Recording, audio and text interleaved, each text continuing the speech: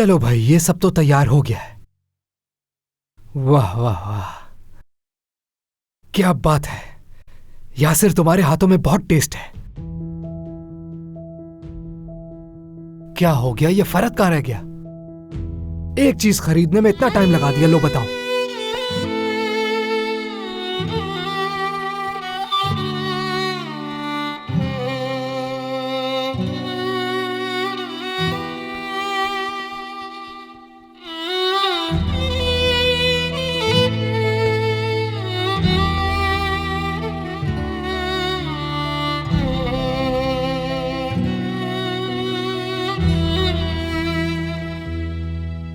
इस लड़के का कोई जानने वाला या कोई रिश्तेदार जिसे हम फोन कर सके?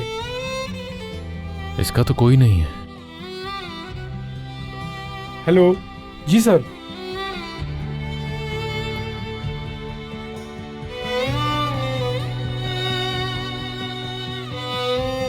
मुराद साहब यहाँ आकर साइन कर देंगे? हाँ बिल्कुल।